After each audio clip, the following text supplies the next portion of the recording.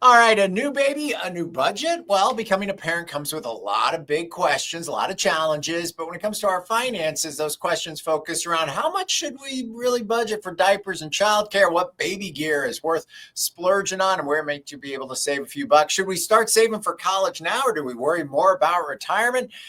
In this segment of Making Sense, we're going to answer the top financial questions that every new parent should ask. And Justin, there are a lot of questions. Becoming a parent has questions across many fronts, right?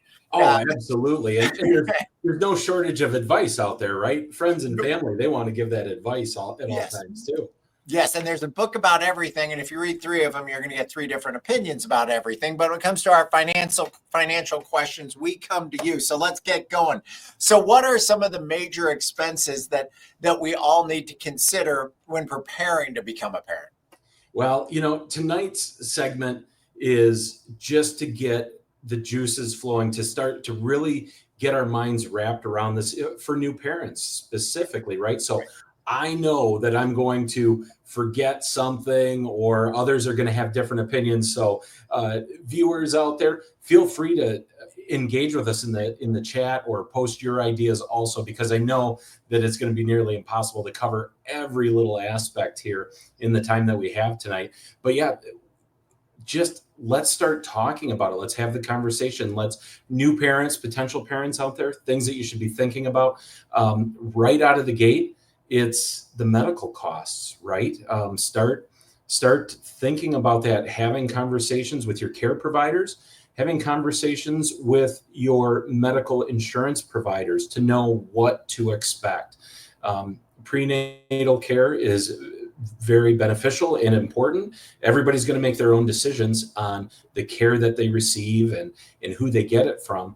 But start having conversations with the people that are involved in that process, because starting from very early on in a pregnancy, there's important things to consider, what part you're going to play and what you're going to take advantage of in terms of prenatal care. But then you have the pregnancy and the events that can bring. We always cross our fingers for good pregnancies and great deliveries, but sometimes complications arise. And so knowing what to expect in terms of medical costs and how insurance coverage can help take care of that is important. So start asking questions from your care providers to your insurance provider. Ask the questions, be informed. From there, there's lots more to think about in terms of major expenses, because once that baby arrives, you're going to need some equipment at home, cribs, strollers, bassinets, clothing, everyday supplies such as diapers and formula. And then eventually, going to get into talking about childcare. So all things to think about as you begin that journey as a new parent. Well, and that second child always seems cheaper because you can reuse some of that stuff. But as a first, it's kind of like buying your first house, where there's all this stuff that you didn't need, and then suddenly you do need, and you need it now. So, all right. So how much do we budget if somebody is good about their budget? They've got a budget for them and their partner, and they're working that budget, and suddenly they're going to have this addition. How do you go about budgeting for things like diapers, formula, and maybe down the road a little bit, childcare? Well, boy, this is one of those, again, that comes with the disclaimer. I don't know that there's a great way to answer it other than start looking and making a plan and thinking about what's going to be involved. I'm about 15 years removed from the new parent stage of life, but diapers and wipes, just those basic baby care needs that you're going to use multiple times a day, it can range $75 to $100 a month. Depends on how much you use, where you're buying it from, what brands that you're going with. Can definitely run in that range. If your baby is in need of formula, that can easily run $150 a month, depending on the product that you're using. And from there, childcare, having a plan. What's a return to work plan if that's in your desires, to return back to work, because childcare can run somewhere between $500 and $1,000 a month. every family, every circumstance is going to be different depending on what you want to provide for your child and how you're going to provide it. And but really, if it comes down to where you have to pay for these services, it's never too early in the process of becoming a parent to start looking around, inquiring about the costs, and being prepared and starting to work that into your budget. All right. So when you're buying stuff for your child, we spend money on our children that we don't spend on ourselves, right? Like we want the best for them, or what we really, really love for them. So it's very easy to go and splurge on everything. But are there some things that maybe it makes sense to splurge on when we're expecting, and some things that maybe it makes more sense to try to save some pennies on? Absolutely. And you're going to get Justin's perspective on this question. Okay. You are doing a great job disclosing this, Justin. At this point, nobody can be mad at you. This is Justin talking. Well, and this question specifically, I have a fairly strong stance on, and that's when you're buying the baby equipment, the clothing, all this stuff. I'm big on safety first. So those items, a car seat, for example, right? I'm not saying that used has to be off the table if that's what's in your budget, but a car seat is one of those safety items that I just feel is paramount. And consider splurging there. Consider buying new. Used equipment when it comes to car seats or cribs, possibly even changing tables. These things, if they're used and you don't know what they've been through, their integrity, their structural integrity may have been compromised, and you don't know that. And therefore, buying a reputable name brand product that you know is new, comes with warranty or guarantee, something of that nature, is just going to help ensure the safety of your new little one. So that's where I'm going to say splurge on those items that are safety orientated. Even high chairs. There's some really cool, old, nostalgic, retro, whatever you want to call them, high chairs from days gone by that are really cool. But they don't have the same safety features. Nope. Points all over the place. Yeah, if they've been in a basement for a long time and maybe got other things stacked and piled on top of them, maybe their structural integrity is in question. Just be careful and check those things.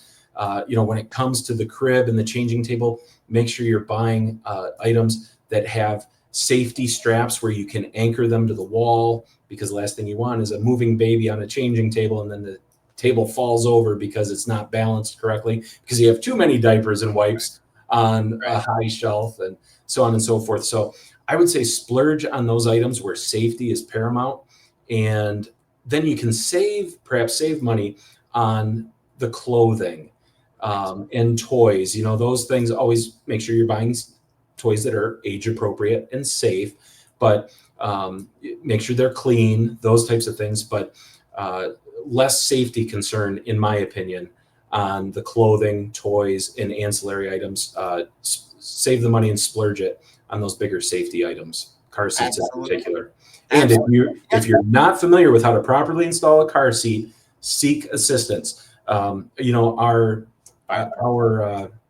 first responders, it's usually always all over social media. I'm pretty confident in saying you can go to the sheriff's department or reach out to them, and they can and will provide assistance in properly securing car seats. Yep. Fire departments as well. They're really good. They schedule some departments have a standing third Thursday of the month kind of thing. Reach out and check that. The other thing about buying new with some of that stuff is if you buy new, you're aware of any recall notice that comes on a car seat or a crib or something like that. You buy used, you may not get that notification. So I'm with you on that. Here's a Mark says, don't spend a lot of money on shoes for your newborn. People do it. And I like a sweet pair of kicks, but spend the money on the wipes instead. You will definitely use those. All right. So we're welcoming a new young life into our family. How do we adjust our emergency fund, or do we need to? Well, as you're going through this planning process and getting estimates on what the costs are going to be, or experiencing those costs in the first few months, it doesn't hurt to keep a journal, track what you're spending and what your usage is, and then work on building up to, I mean, ideally a 3 to 6 month cushion. Once you have a baseline for what your monthly expenses are for baby, if you're able to set money aside for an emergency fund, having 3 to 6 months of those funds on hand is really helpful in in the case of an unexpected job loss or change, something like that. Having 3 to 6 months worth of baby expense set aside is really helpful. And like it's one of those tough things. Like as soon as you find out you're expecting, congratulations, but start saving, because there is such a shift in your household expenses from the minute you find out that you're expecting for the next 18 years. There's a massive shift in what your budget needs are going to be. So I guess maybe start saving right away and prepare, and then see how things go. All right. So speaking of saving, and we're told that we should start saving for college right away. And if you've seen that, do you start a college savings account right away? And if so, what are some of the best options out there? Yeah, I mean that's another question that we hear regularly from soon-to-be parents, and definitely something to start thinking about. My answer is going to be yes. Consider it. Consider different savings plans and options. Work it into part of a budget. Which, by the way, I want to take a moment and invite anyone that's interested. Forest Area Federal Credit Union, we are hosting a budget workshop. We're hosting that in our Mesick branch location on Tuesday, September 23rd. It'll run about an hour. It's at 12:30 in the afternoon. So Tuesday, September 23rd, 12:30 in the afternoon at our Mesick branch. You can go to our Facebook page and sign up to attend for that. It's absolutely free, and you can learn some of the skills and get some tools to help you budget. So yeah, start with that budget, get something in mind, and then use that as a part of a decision-making process to, do we start investing or saving for college or future expenses? Because starting a savings plan is great. Having a plan on how you're going to accomplish it is even better. Definitely many avenues out there. The most common thing that we hear of often is a 529 education plan. That's a tax advantage savings account that can be used for qualified education expenses. Definitely a good program, but also definitely something that if you're going to get involved, consider what part of your monthly budget you can contribute to that, and consider if it's the right savings plan for you. There's definitely pros and cons to them. I wouldn't necessarily steer anybody away from them, but you really need to take a few things into account. Sometimes what you can invest in those programs is a little bit limited.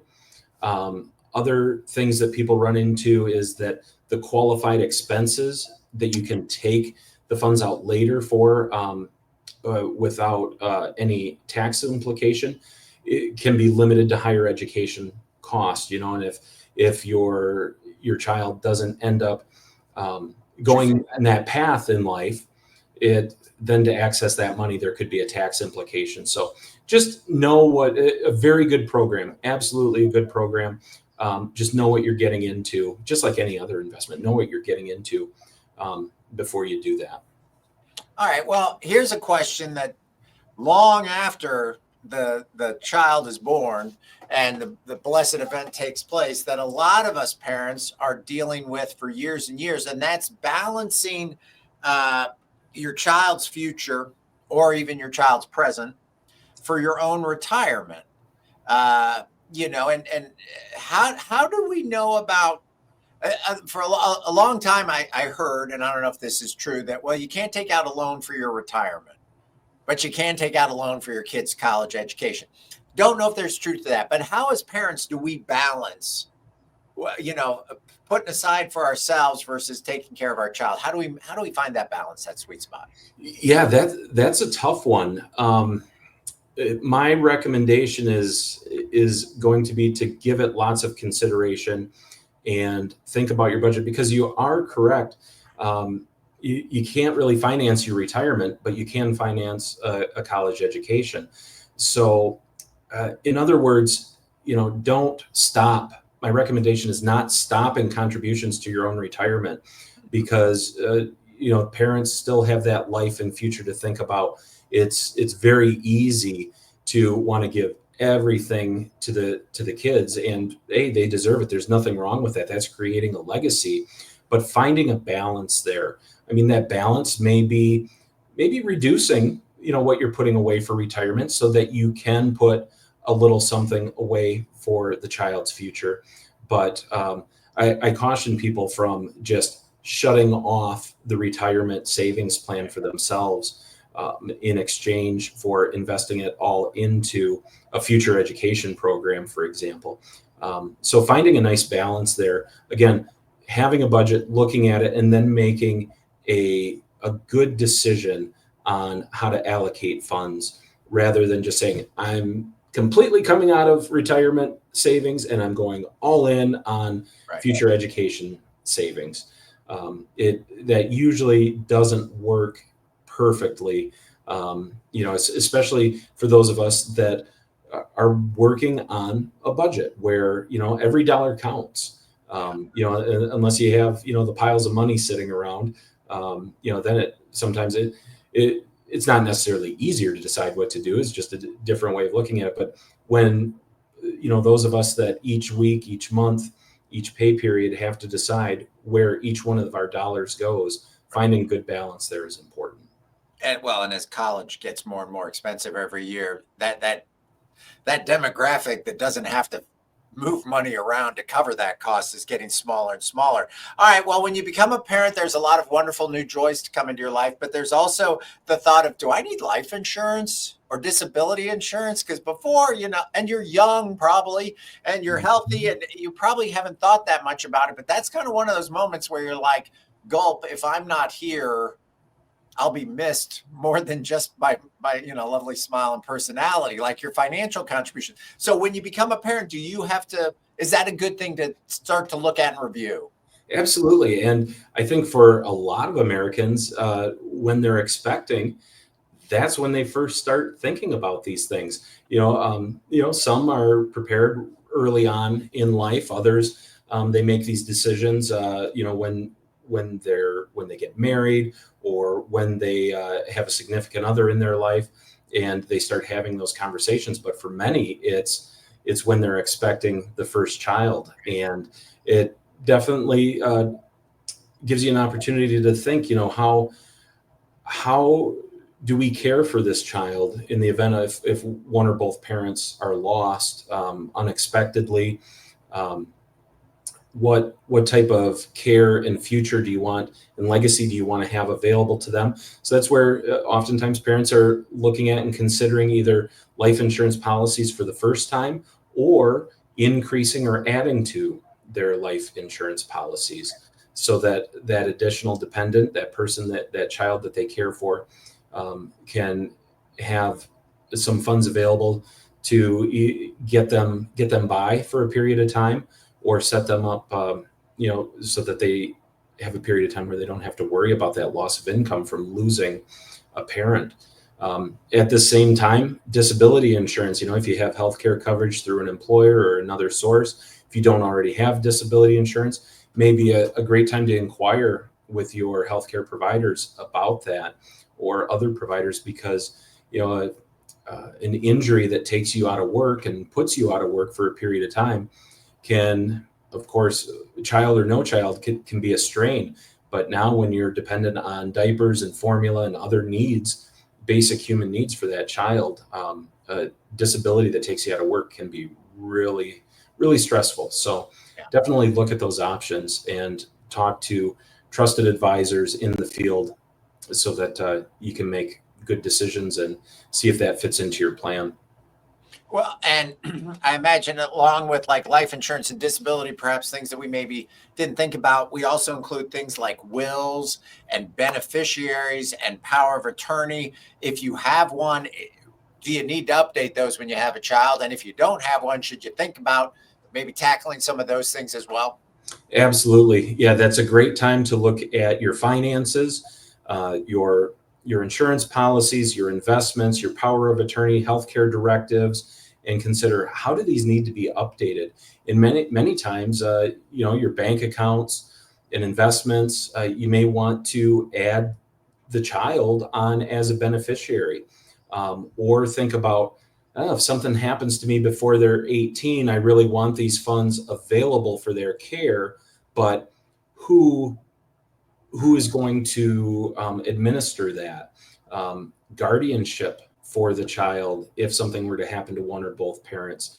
All things that can be addressed and planned and documented in different ways. So definitely consider reaching out to trusted advisors such as attorneys. There's definitely some self-directed assistance available online with wills and powers of attorney, other legal matters.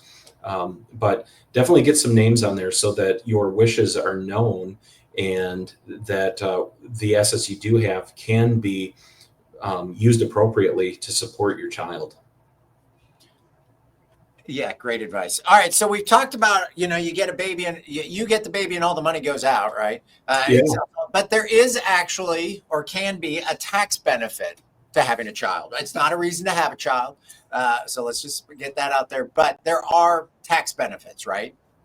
Yeah, certainly. And, make sure, again, going to trusted advisors, your tax preparer, your CPA. Usually every year I get a questionnaire prior to actually submitting my information for tax returns. And it's important to read through those questionnaires because they ask specific questions about what has changed in your life, and because it may impact your tax status. And definitely addition of a child to the family is one of those. There's child tax credits, and some expenses even qualify for dependent care credit. So tracking your expenses and making sure you notify your tax preparer of that change in circumstance in your life, definitely important because it can have an impact on the total tax you pay at the end of a fiscal year. Absolutely. All right. So, two more things before we wrap them up. Once again, I want to give you an opportunity to tell us about the budgeting workshop. Give us the details, location, date, and time so that people, whoever, because this isn't just for new parents, right? This is That's for right. anybody. It's for Anybody wants to anybody. learn about it. All right. Give us the details. September 23rd at Okay. 12:30 p.m. in our MESIC location. Check out our Facebook page, Forest Area Federal Credit Union. You can sign up to attend. It's absolutely free. You'll love meeting Stacy Brewer. She puts on a great workshop to help you start budgeting or enhance the budget you already have. And if you have no budget, this is definitely also the place for you. Stacy will get you started. And if you know Justin loves a good budget. Like Yeah. you're a firm player. All right, Justin, advice for the new parents out there. Give us one nugget. Oh man, love them every day and support their dreams the best you can. There are some dreams you're going to have to say no to. You're going to have to navigate that too, but love them every day and support the things they're passionate about, and you'll never be sorry. I love that. I love that. All right, Justin. Hey, for all the new parents out there that were tuning in to watch this, congratulations. The first year, maybe not so much, but after that, it goes really, really fast. When you get sleepy, it goes really, really fast. So hug it, enjoy it, and love it. All that before you know it, they're off to college. So, Justin, thank you so much. I appreciate your time, and we'll catch you next week. Thanks, Mark.